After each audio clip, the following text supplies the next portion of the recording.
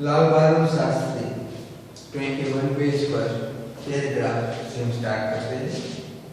इस दौरान शास्त्री जी जहां एक और गांधी जी द्वारा बताए गए रचनात्मक कार्यों में लगे हुए थे, वहीं दूसरी ओर पदाधिकारी के रूप में जनसेवा के कार्य में भी लगे रहे। देखो, गांधी जी के बताए हुए रचनात्मक कार्य, रचनात्मक कार्य वर्क किसको कहते हैं? कटाई करना, बुनाई करना, खेतों में काम करना, जिसमें सोशल डेवलप करना, स्वच्छता रखना, ये सब बातें उसको रचनात्मक वर्क कहते हैं, जिसमें लोगों के दिमाग में अच्छे विचार भी आए और साथ साथ हमारे देश में भी कुछ ऐसी क्वालिटी मिले। फिर पदाधिकारी के रूप में जनसेवा के कार्य में भी लगे रहे।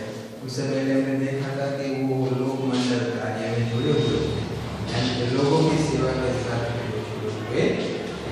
सन 1935 में वे संयुक्त प्रांतीय कांग्रेस कमेटी के सचिव बनाए गए। इस पद पर वे 1928 तक रहे। किसानों के प्रति उनके मन में विशेष लगाव था, इसलिए उनको सन 1936 में किसानों की दिशा का अध्ययन करने वाली कमेटी का अध्यक्ष बनाया गया। पूरी लगन के साथ काम करके उन्होंने अपनी रिपोर्ट प्रस्तुत की, जिनमें जमींदारी उन्मूलन, जमींदारी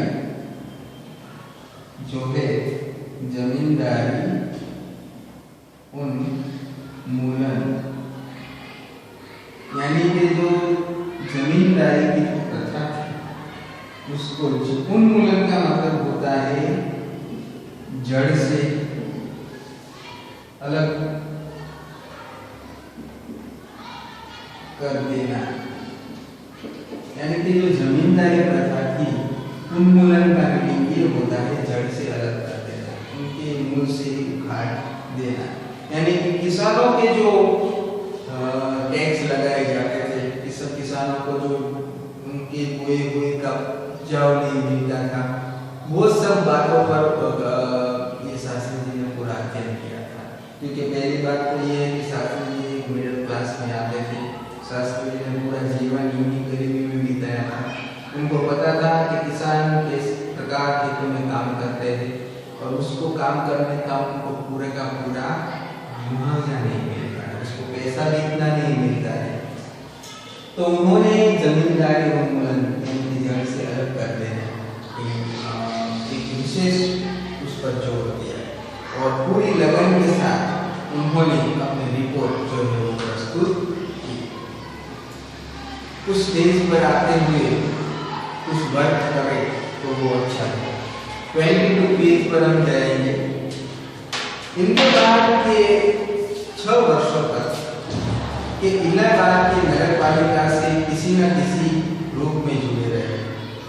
6 वर्षों तक यानी कि 6 इयर्स तक इलाहाबाद जो है उनकी एक नगर पालिका है, वहां तक वो काम करते रहे। मैं समझता हूँ कि इस अनुभव में भी शास्त्री जी के व्यक्तित्व और चिंतन को नागरिकों की समस्याओं से निकट से परिचित कराया। उनके पास ग्रामीण जीवन का अनुभव था, ये महत्वपूर्ण बात है। आपको इस लेसन में सिखाई में महत्व बात यही रखनी है, शास्त्री जी जो है वो एक सादा सिंपल लाइफ जीने वाले थे। दूसरी बात, वो पीपल्स लोगों को अच्छी तरह से समझते थे, गरीबों को भी अच्छी तरह से समझते थे और देश के लिए कुछ करने की मन रखने की भावना उनमें थी। तो एकदम बहुत अच्छी उनकी लाइफस्टाइल थी। ग्रामीण जीवन का उनको बहुत अनुभव था। देखो, ये जो हमारा देश है वो पूरा देश ग्रामीण जीवन यानी कि ग्रामीण लोगों के आधार पर। अगर किसी को ऐसा है कि नहीं ये देश हम चला रहे हैं, तो ये हमारी गलत नहीं होगी। शहरों में इंडस्ट्रीज होती है, वो बहुत कुछ बनाती है, डेवलप करती है, मगर जो मूल हमारी जो उपजाऊ है वो तो हमारा गांव है। गांव में से हम जो मटेरियल है वो लाते हैं और गांव में ही अन्न पैदा होता है, गांव में ही अन्न सब जो कुछ है वो खाद्य सामग्री वो आती है। अगर वो गांव बंद हो जाए तो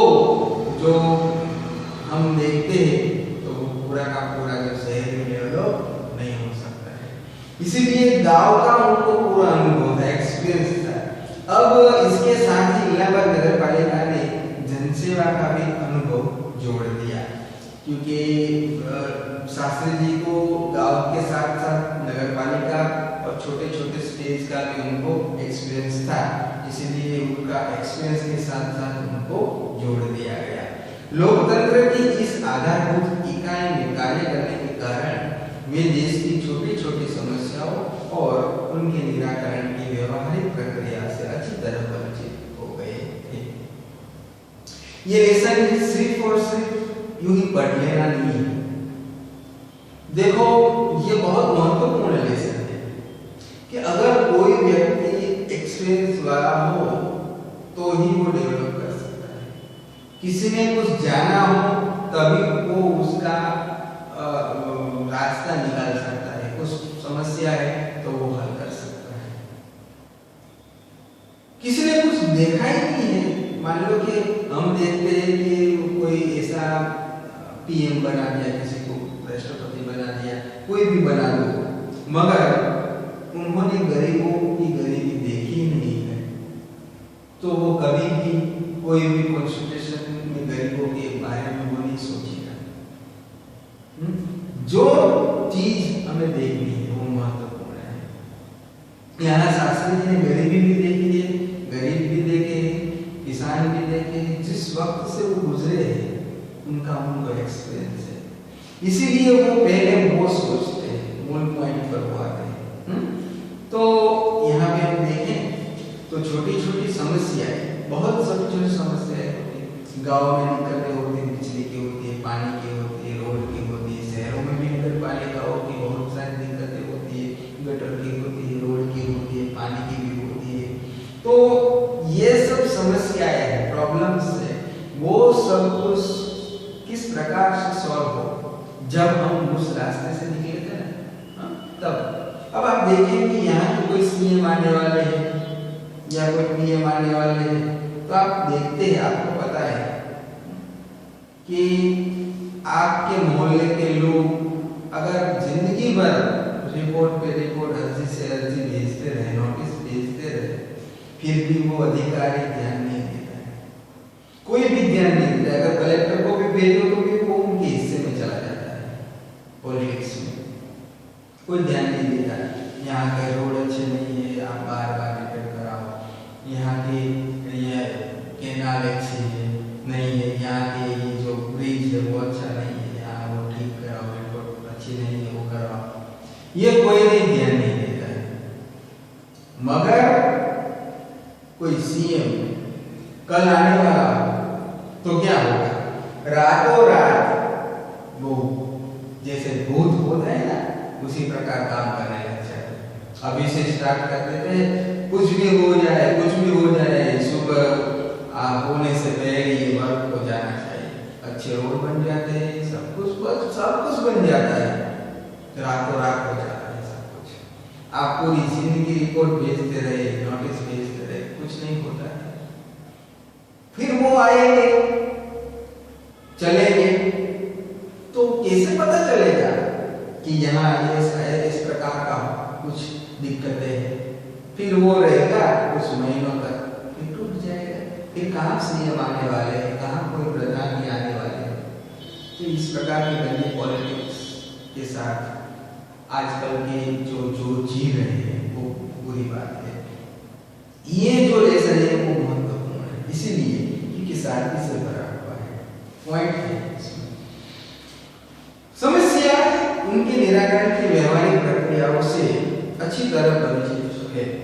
कार्यों के प्रति निष्ठा और मेहनत करने की अदम्य क्षमता के कारण सन 1937 में यानी कि 1937 में संयुक्त प्रांतीय व्यवस्थापिका सभा के लिए निर्वाचित हुई। सही मायने में यही शास्त्री जी के संसदीय जीवन की शुरुआत हुई और 1937 के बाद वो संसद भवन के साथ वो जुड़े जो दिल्ली में है, शुरुआत हुई, जिसका समापन देश के प्रधानमंत्री पद तक पहुंचने में हुआ। यानी कि 1937 में उन्होंने स्टार्ट किया संसद में और पीएम तक एंड तक वो संसद भवन के कार्य में जुड़े रहे। सही मायने से यही से शास्त्री जी के संसदीय जीवन की शुरुआत हुई, जिसका समापन देश के प्रधानमंत्री पद तक पहुंचने में हुआ। शास्त्री जी को भारतीय राजनीति की इतनी सही और गहरी पकड़ थी कि श्रीमती इंदिरा गांधी जी ने उन्हें अपना राजनीतिक गुरु मानते हुए कहा था कि इन्हीं के मार्गदर्शन में मेरा राजनीतिक जीवन शुरू हुआ। इंदिरा गांधी, श्रीमती इंदिरा गांधी, श्रीमती इंदिरा गांधी, इस प्रकार में लिखो, इंदिरा गांधी जो है उनके राजनीतिक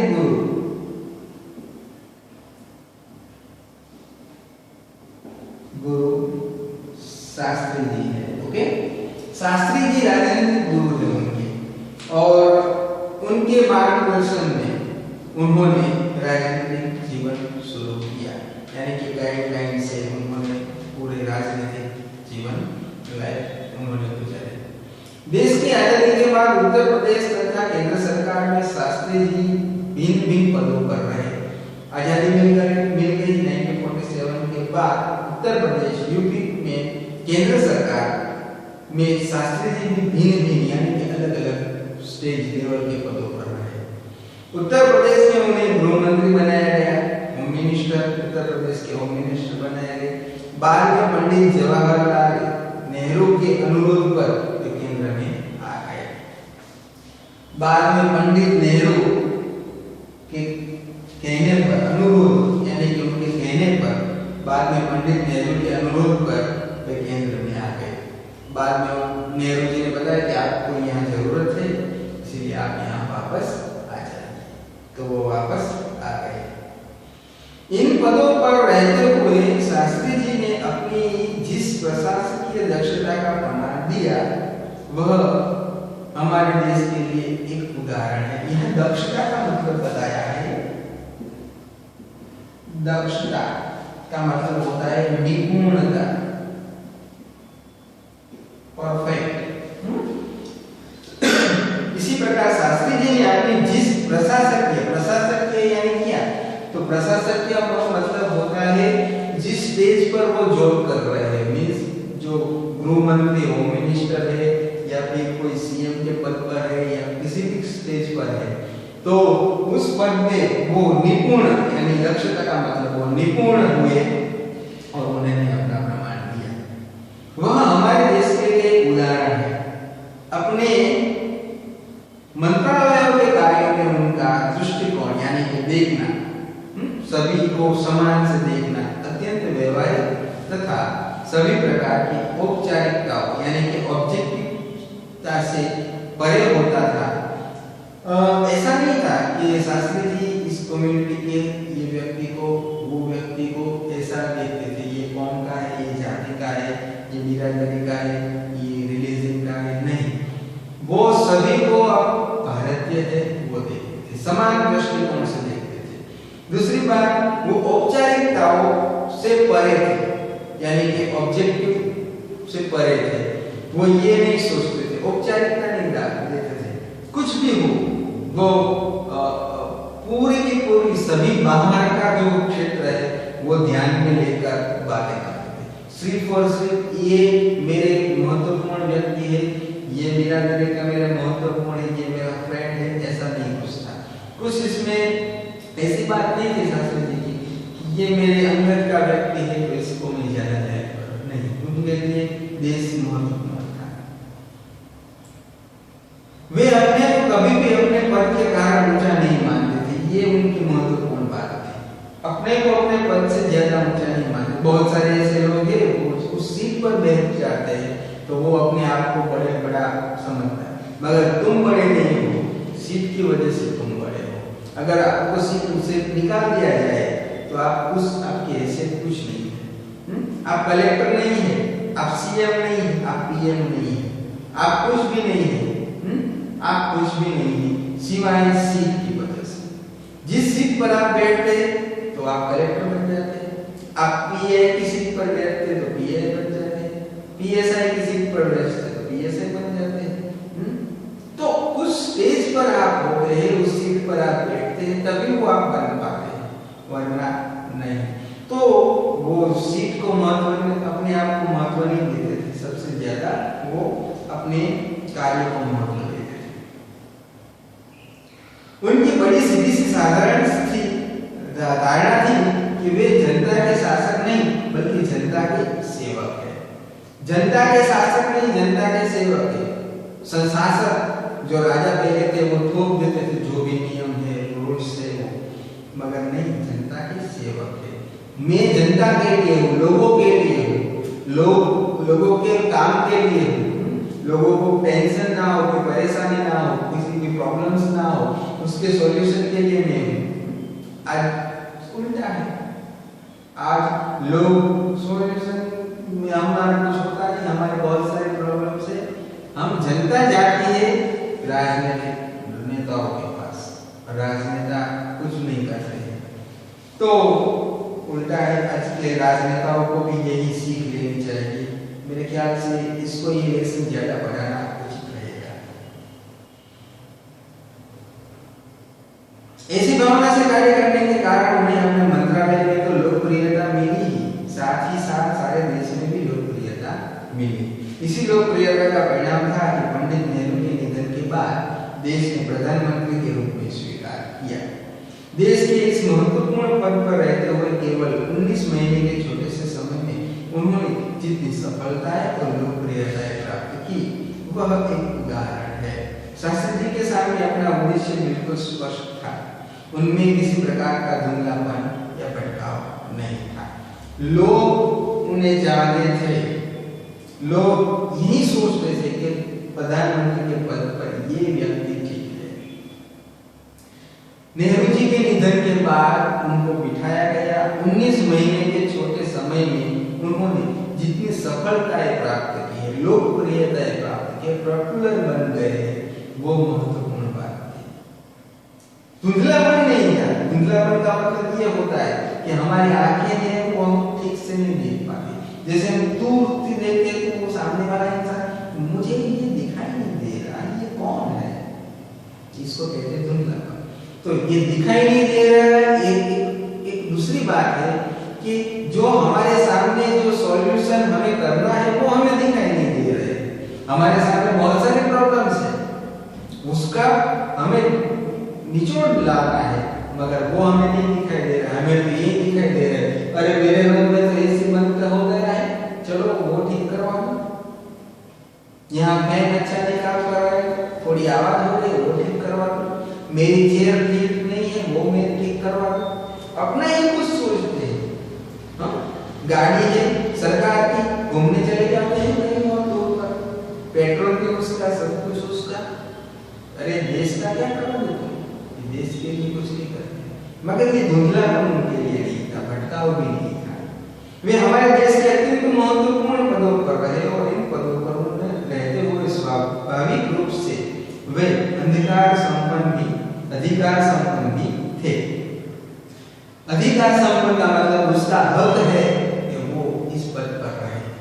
बहुत सारे नेताओं को कहते हैं ये यहाँ से चला जाए तो अच्छा ठीक होगा, मगर लोग ये कहते थे कि नहीं, ये तुम्हारा अधिकार है, तुम यहाँ ही रहो। कितने लोग उनको पसंद करते होंगे, लेकिन उन्होंने हमेशा आत्म स्वयं से काम लिया तथा अधिकारों से अधिक कर्तव्यों की तरजीह दी। अधिकार से अधिक कर्तव्य, पहले हमने बताया कि शास्त्री जी है वो कर्म को, वर्क को ज्यादा फोकस करते थे। वो अपने अधिक कर्तव्यों को तरजीह दी। ओके, तरजीह यानी का मतलब होता है यहाँ पे प्राधान्य, अग्रमता। तरजीह यानी उर्दू फारसी वर्ड है, यहाँ पे देखो तरजीह। ओके, तो प्राधान्य और अग्रिमता यानी कि फर्स्ट इज तरजीह देना। तो तरजीह दी, शायद इसीलिए शास्त्री जी इतने अधिक लोकप्रिय अलीगढ़ मुस्लिम विश्वविद्यालय के दीक्षांत समारोह का मतलब यहाँ बताया है विश्वविद्यालयों का एक प्रमाण पत्र देने का उत्सव, यानी कि फेस्टिवल आता है। जब साल पूरी हो जाती है, एनुअल फंक्शन जैसे मनाते हैं, उसी प्रकार साल वर्ष पूरा होता है, उसी वक्त एक प्रमाण पत्र देते हैं। तो उस प्रमाण पत्र देने का एक उत्सव होता है, उसको दीक्षांत समारोह कहा जाता है। वो 19 दिसंबर 1966 में छात्रों को संबोधित करते हुए कुछ इसी तरह के विचार व्यक्त किए थे। आपके भविष्य की मंजिल चाहे जो कुछ भी हो, आप में से प्रत्येक को यह सोचना चाहिए कि आप सबसे पहले देश के नागरिक हैं। यह आपको संविधान द्वारा प्रदत्त का मतलब भी यहाँ आपको बता दूं, प्रदत्त का मतलब दिया गया, यानी कि संविधान में दिया गया कुछ अधिकार देता है। आप कोई भी पद पर हो, मगर सबसे पहले आपको यह याद रखना चाहिए कि देश के आप नागरिक हैं। आपको पता है जब वोटिंग होती है तो पीएम भी वोट करते हैं, कोई सीएम भी हो वो भी वोट करता है। क्यों? क्योंकि हमारे कॉन्स्टिट्यूशन में ये बताया गया है कि इंडियन हो तो कोई भी व्यक्ति हो, वो सबसे पहले देश का एक नागरिक है, फिर वो सब कुछ है। सबसे पहले वो देश का एक नागरिक है। और संविधान हमारे कॉन्स्टिट्यूशन में ये दिया गया है। प्रदत्त का मतलब होता है दिया गया है, कुछ अधिकार दिए गए हैं। लेकिन इससे कुछ कर्तव्यों का भी बोझ आता है, कुछ हमारे कर्तव्य, हमारे वर्क भी होते हैं, जिसे समझना चाहिए। हमारा अब लास्ट 3 लाइन, हमारा देश, पेज नंबर 23, प्रजातांत्रिक है, सबसे बड़ा कॉन्स्टिट्यूशन इंडिया का है, लिखित, ओके, और वो प्रजातांत्रिक देश है। प्रजातांत्रिक को आपको पता है, वो जो लोग चाहे, लोग द्वारा चुना गया यहाँ का शासन होता है। मगर हम तो भूल ही गए हैं कि हम प्रजासत्ताक और प्रजातांत्रिक देश से हम वो भूल गए हैं। 1947 हमारा देश आजाद हुआ, 1955 में ये हमारा कॉन्स्टिट्यूशन के बाद हमारा संविधान आया। 26 जनवरी अब आएगी 1950। तो 26 जनवरी को क्या, 15 अगस्त को क्या, ये हम आज बहुत सारे बच्चों को भी और बहुत सारे लोगों को पता नहीं होता है। याद होता है 26 जनवरी हमारी एनिवर्सरी है, हम उसका बर्थडे है, ये सब कुछ तो बहुत याद रहता है, मगर बहुत सारे ऐसा नहीं याद रहता है। तो ये जो है उस पर हमें अधिकार दिया गया कि हम प्रजातांत्रिक हैं, हम प्रजा है, हम लोग हैं, हम चाहे वो कर सकते हैं। यहाँ तो उल्टा है, हम कुछ नहीं कर सकते, हम तो ऐसे गरीबों की तरह बैठे रहते हैं और वो शासन करने वाला आता है और यहाँ मैं कौन हूँ पता है, मैं पीआई, मैं डीवाईएसपी, मैं पीएसआई, मैं ट्रैफिक पुलिस वाला हूँ। वो कहता है मैं सरपंच हूँ, वो कहता है मैं धारासभ्य हूँ, वो कहता है मैं मंत्री हूँ। अरे वो अपना वोट जमाता है, क्या वोट जमाएगा? वो कुछ नहीं है, आप है तभी तो वो है। ये प्रजातांत्रिक है, लोग महत्वपूर्ण है। आप अगर कलेक्टर के ऑफिस में जाए ना तो कलेक्टर आपको देखकर खड़े हो जाए, ये प्रजातांत्रिक हमारा देश है। सही मायने पर आप तो क्या करते हैं, कलेक्टर आते हैं और खड़े हो जाते हैं, क्यों? नहीं, ये गलत है। सही बात ये है कि कलेक्टर को खड़ा होना है, क्योंकि आप में तभी तो बोलते हैं। प्रजातांत्रिक देश है जो निजी स्वतंत्रता देता है, आप स्वतंत्र है, आप अपनी बात रख सकते हैं पूरी की पूरी, लेकिन इस स्वतंत्रता का उपयोग एक व्यवस्थित समाज के हित में स्वेच्छा से लगाए गए प्रतिबंधों के तहत होना चाहिए। स्वतंत्रता का मतलब तो ये नहीं है कि आप इतने स्वतंत्र हो जाइए कि आप जो चाहे वो करने लगे, नहीं, लोगों के हित में हो, ऐसी स्वेच्छा यानी कि अपनी इच्छाओं से लगाए प्रतिबंधों के तहत होना चाहिए। अभी स्वतंत्रता कि हम रोड पर भी ऐसे खुले ऐसी गाड़ियां चला रहे हैं, क्या ऐसी स्वतंत्रता हमें मिली थी? 26 जनवरी आई, क्या हमें ऐसी स्वतंत्रता मिली थी कि जहां भी चाहो हम गाड़ी पार्क कर दे? नहीं। अब ऐसी स्वतंत्रता मिली कि जहां भी कचरा जाओ फेंक दे, कहीं भी कुछ भी करो, कुछ भी करो। तो ऐसा नहीं होता है। स्वतंत्रता ही स्वतंत्रता है, मगर लोगों के हित में हो, ऐसी स्वतंत्रता हमारे लिए महत्वपूर्ण है। अधिकार यानी कि हमारा जो अधिकार है वो कर्तव्य और आत्म स्वयं, हमारा कर्तव्य है, हमारा कर्म करना, ये देश में स्वच्छता रखना हमारा कर्तव्य है, तो हम नहीं करते। क्यों? हमें स्वतंत्रता मिल गई इसलिए। बहुत इस तरह से डीप में हम ज्यादा जाएंगे उतना बहुत कुछ निकलेगा। हम गुजराती में कहते हैं જેટલા ઉકળા પોળો ને એમાંથી એટલા વધારે ઠેકરાઓ निकले, उकड़ाओ पोड़ा नहीं। ऐसे कहा जाता है कि ये जो अधिकार है हमें दिए गए हैं उसको हम फॉलो नहीं करते। तो आत्म स्वयं के बारे में यह अत्यंत महत्वपूर्ण बात शास्त्री जी ने कही थी कि जिसे आज याद रखने की जरूरत है। आज याद रखने की जरूरत है कि आज हमें वो करना है।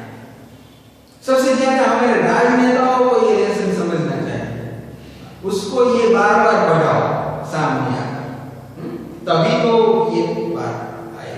और आप देश का भविष्य, बच्चे देश के भविष्य है। आप बड़े होकर ऐसे महान राजनेताओं और शास्त्री जी जैसे बहुत ऐसे लोग हैं उनकी बातें पढ़ें, समझें और आचरण में लें, ताकि हमारा देश आगे जाके एक अच्छा देश बन सके। हम यहाँ तक रखते हैं और यहाँ हमारा मिशन पूरा होता है। कर्मयोगी लाल बहादुर शास्त्री।